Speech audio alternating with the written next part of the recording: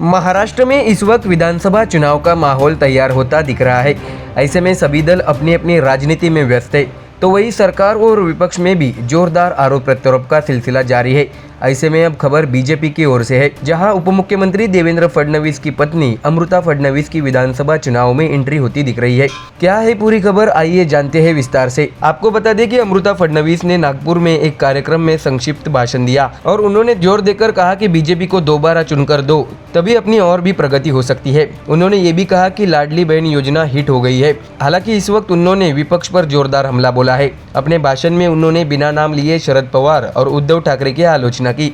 उन्होंने आगे कहा कि आज बहुत दिनों के बाद पावन भूमि आई हूँ, भगवान राम के दर्शन कर मन प्रसन्न हो गया। लाडली बहन योजना एक हिट योजना है। देवेंद्र फडणवीस द्वारा प्रस्तुत संकल्पना महत्वपूर्ण है। वे हर उस महिला के पीछे खड़े होना चाहते हैं जो आर्थिक रूप से मजबूत नहीं है। उन्हीं विचारों से ये योजना निकली है। एक मजबूत महिला वह है जो इस तरह की संकल्पना का लाभ उठाती है और परिवार के लिए इसका उपयोग करती है।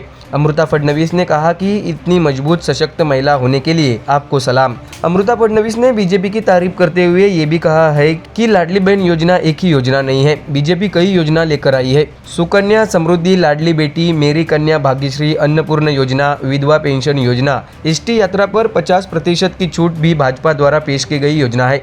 अगर आप इन योजनाओं के बारे में नहीं जानते हैं तो जानकारी ले लो और अन्य महिलाओं को इसके बारे में बताएं।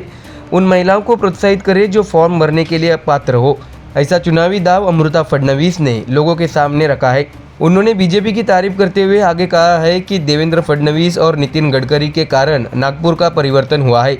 नए नए कॉलेज बनाए गए, नागपुर का विकास हो रहा है। नागपुर को मोस्ट लिवेबल सिटी कहा जाता है। कई कंपनियां, कॉरपोरेट कार्यालय बन रही है। इसका लाभ हमारे घरों तक पहुंचेगा। इन योजनाओं को जारी रखने के लिए हमने मोदी को चुना है।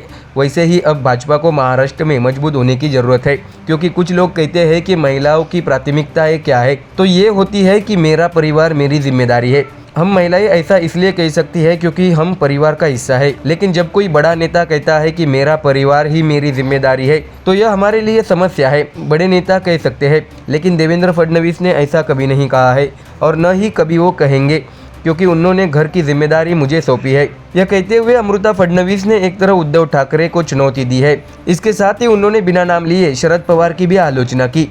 अमृता फडणवीस ने यह भी कहा है कि देवेंद्र फडणवीस ने घर की जिम्मेदारी मुझ पर छोड़ दी है। उनके पास दूरदृष्टि है। वे महाराष्ट्र की महिलाओं, वंचित वर्गों के लिए 24 घंटे काम करते हैं। इसलिए ऐसे सोच वाले लोगों को सत्ता में आना चाहिए।